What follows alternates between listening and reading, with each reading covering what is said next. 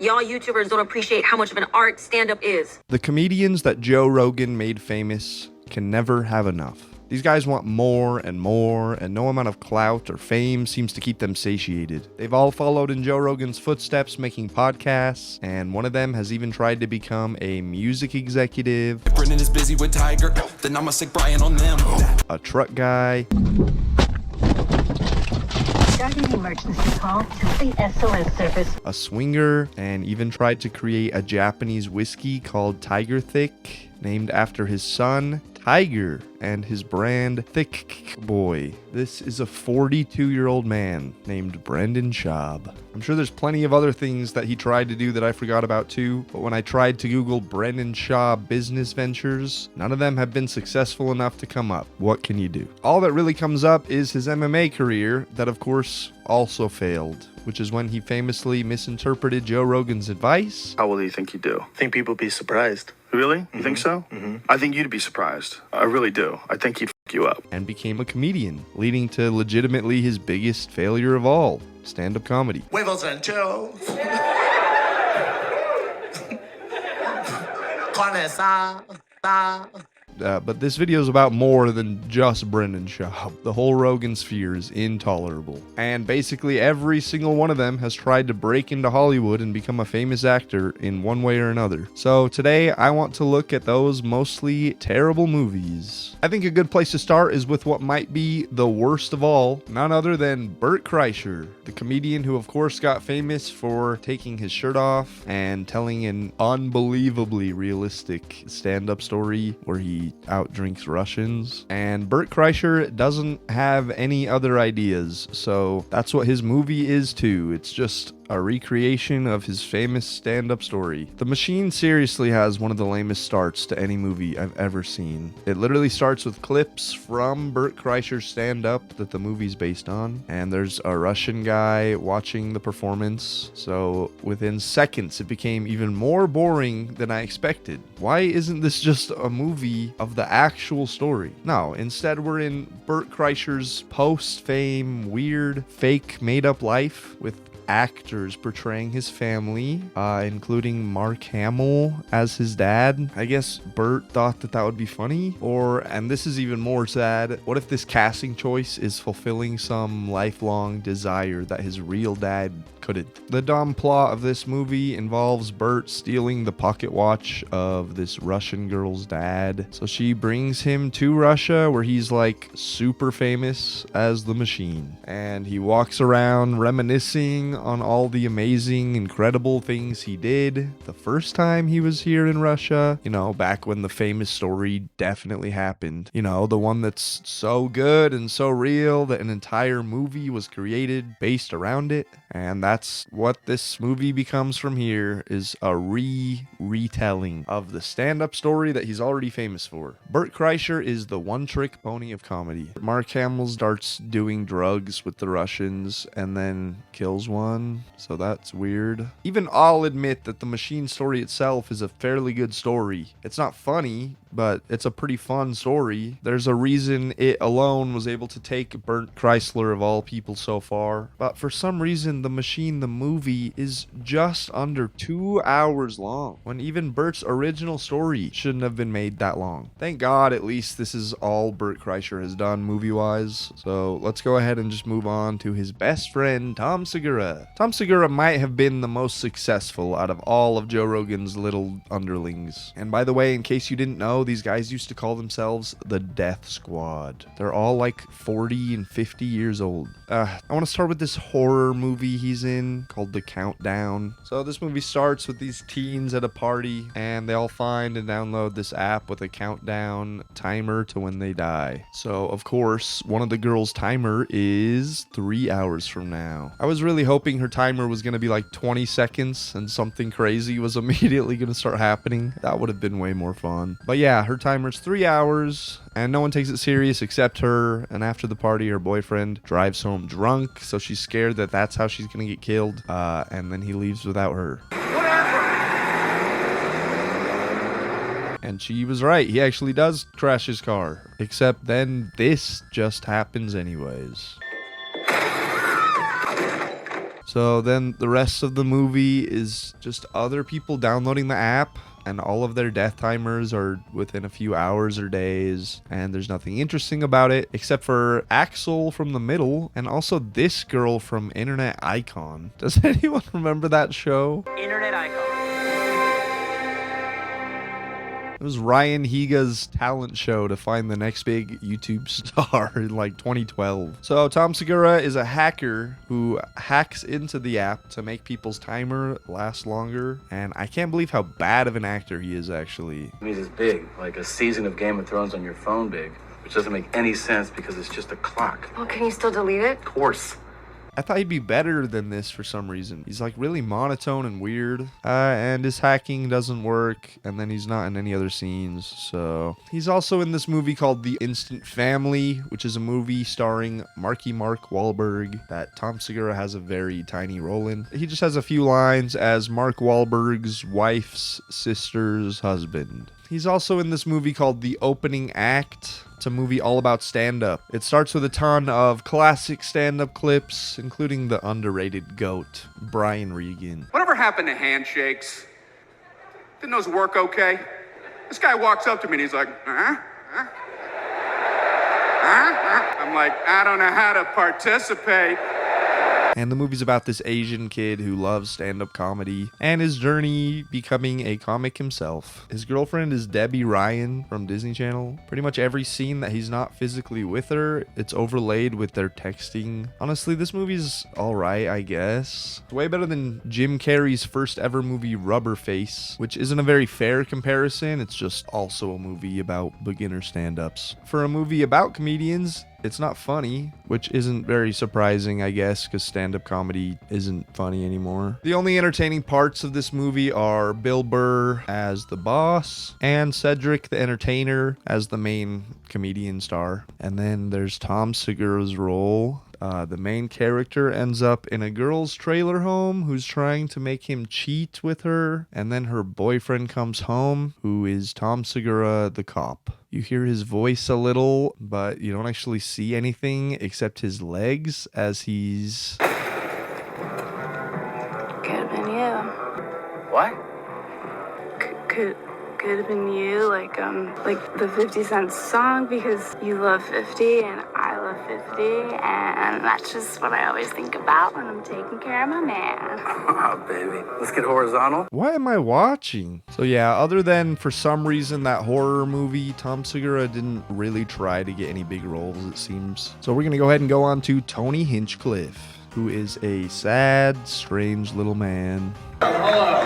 Come on one more time for the filthy little shit that was just up here. I don't know how such a skeezy rat boy has made it so far, convincing people that he's funny. Luckily, he's only attempted to be in one movie, 2 Minutes of Fame, another stand-up comedian movie. But this one's a lot more enjoyable. Actually, I kind of like this movie. And surprise, surprise, it has nothing to do with Tony Hinchcliffe. He only has one scene in the movie too, but all the other actors are pretty entertaining, especially Cat Williams, a real comedian. That was a real joke crafted by a real comedian, that's the difference. Who's kind of the villain of the movie. I don't know who this Jay Farrow guy is, but he's really good at impressions. You do your little lazy Jay-Z impression.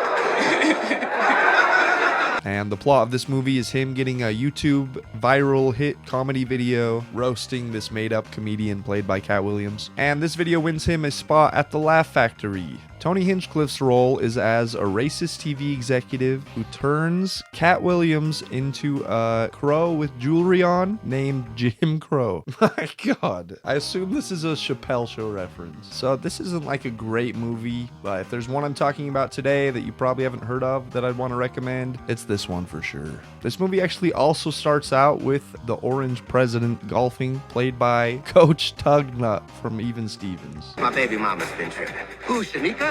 She was tripping? I don't know why the actors from the Disney Channel seem to end up in the most random places, but my brain will never not notice it. I watched way too much Disney Channel as a kid, and Nickelodeon too. All right, let's go ahead and move on to Theo Vaughn, the man with the wooden shirt. Yeah, that's nice. He's the only one of these comedians currently on an upward trajectory. And he's in Sweet Dreams, a Johnny Knoxville movie. Johnny Knoxville is struggling with addiction and gets put into a rehab home where Theo Von is also a member, as well as Bobby Lee. There's a bunch more of these guys as well. I kind of assume they're also famous, but I don't recognize anyone else except for Shakewell, who's a rapper with a fire song I used to listen to. Yeah, so they all bond over this baseball team that they star as they're working on getting sober together. The idea for the story is really sweet, but what should be touching just kind of tries to pull at the heartstrings and ends up feeling pretty annoying. It's seriously just constant new plot points and sad backstories to try to make you feel bad for the characters and the situations they're in all movie long. And Theo Von, who's like the crazy white trash problem child of the group. Honestly, this movie feels like rehab cheaper by the dozen. And the best thing about this movie to me was D Squiz, who's a famous DJ played by Anderson .Paak. Theo Von was also in Inappropriate Comedy, a really weird and bad spoof movie, also starring Ari Shaffir. Isn't it kind of crazy how few movies there are that two or more of these guys are in together? There's literally just this, and then a movie with Brendan Schaub and Brian Callen. I'm kind of surprised those two are only in one movie together. And by the way, I'm not going to be including Ari Shaffir. He does have a few roles, but I don't really consider him part of this crowd as much. He's just like Joe Rogan's best friend, so he's kind of involved with these other guys by default, just like Duncan Trussell. And Ari Shaffir plays himself in this movie too as the amazing racist, where he just tries to offend people of every race by bringing up as many stereotypes as he can until they get offended or annoyed. How much do you think a massage would cost? And Theo Von is only in the first few seconds of the movie doing a very pointless parody of 127 Hours. Hey, how you doing? Hello? Hello? I don't understand what this movie is. It's literally just a ton of short parodies of real movies structured by going between apps on this fake iPad. There's literally no actual through line to the movie, and this is the only part I enjoyed.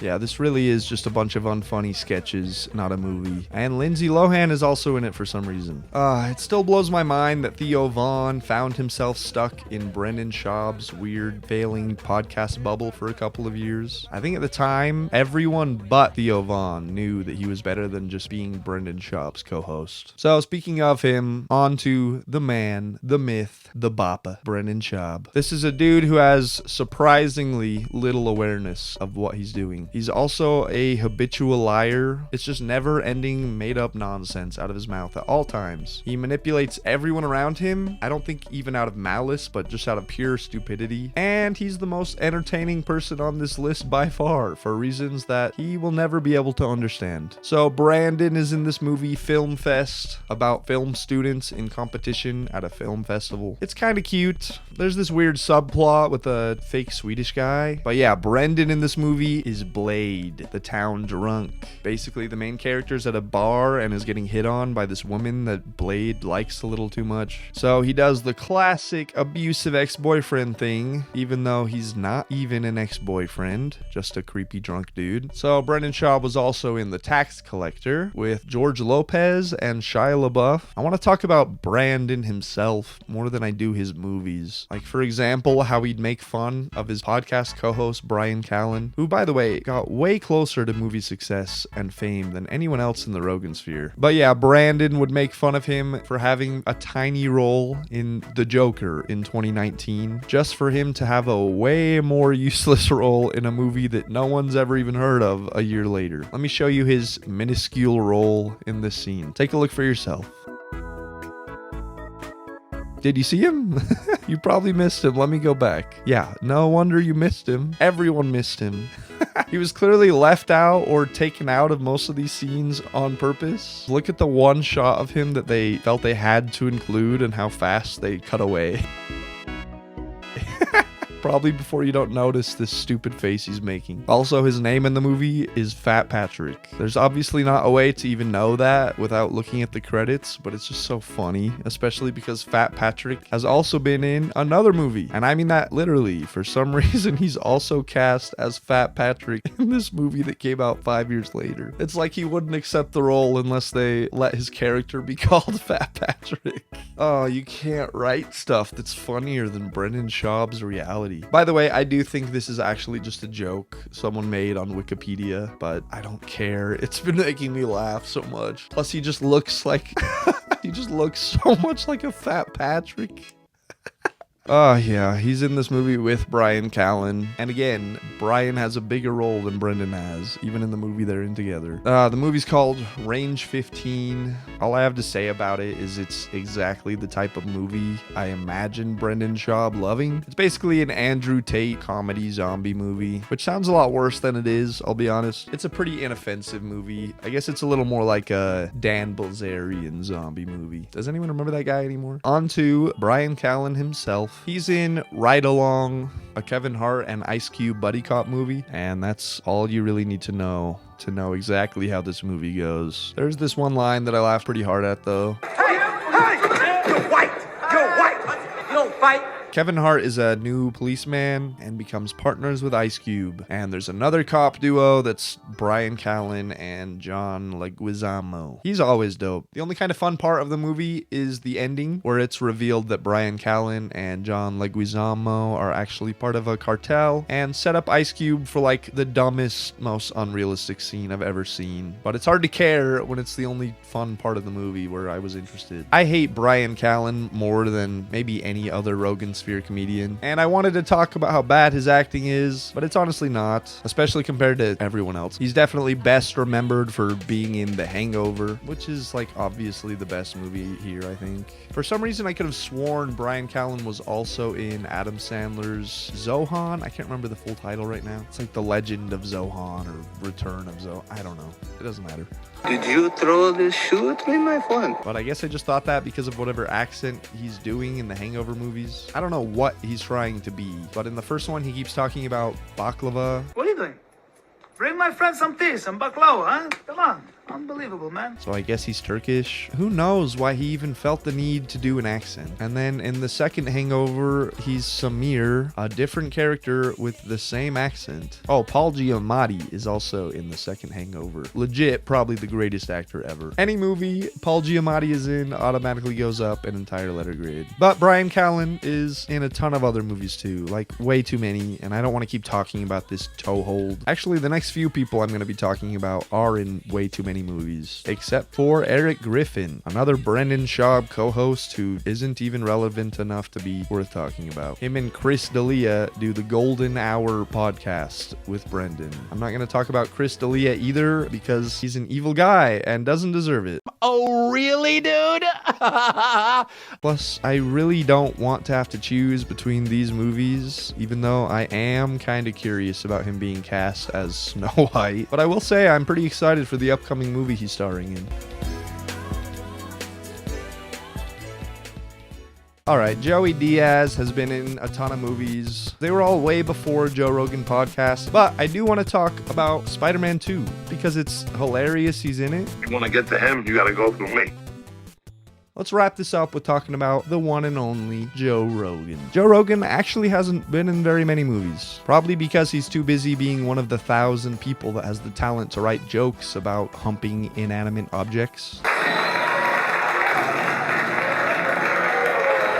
Let's just get on to the first movie he's in. And I'm being serious when I say that I've never seen a movie like this. Venus and Vegas doesn't feel like a movie. It feels more like a bad sitcom episode, but it's also like seeing a random episode in the middle of season 5. It feels like we're supposed to already know all these characters.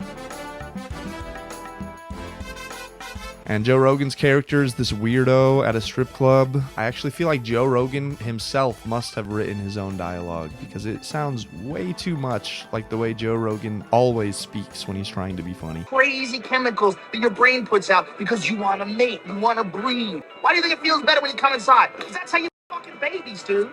If it felt just as good to jerk off on a chick's back, everybody would just be jerking off on chicks' backs. Thought about this a lot, I see. But he's also in Zookeeper, a Kevin Smith movie that's pretty much just live action Madagascar, where instead of the animals leaving the zoo, it's the zookeeper Kevin Smith leaving and the animals trying to save him. I thought this movie was very unfunny, but my girlfriend laughed more at this than some of my favorite funny movies I've shown her. So hey, what do I know? And Joe Rogan is like the cool guy ex-boyfriend of Kevin Smith's ex-girlfriend. I don't get it. This role doesn't suit Joe Rogan at all. But he's an alright enough actor. I think he could have been in more movies and probably bigger movies if he wanted to, but I don't think he does. Well, that's about it for the Rogansphere or Bapaverse going Hollywood. If you want to help this video spread around, go ahead and help me out by liking it and subscribe if you want to see my future videos. Almost everyone I talked about has been cast in other roles too, but like always as themselves, just being the movie's stand-up comedian or whatever. So I'm just not interested in that. Besides that though, I did talk about almost every movie any of them ever tried to be a part of, except Brian Callen, Chris D'Elia, and Joey Diaz. And most of them have also been in TV shows, so I'm probably missing some relevant and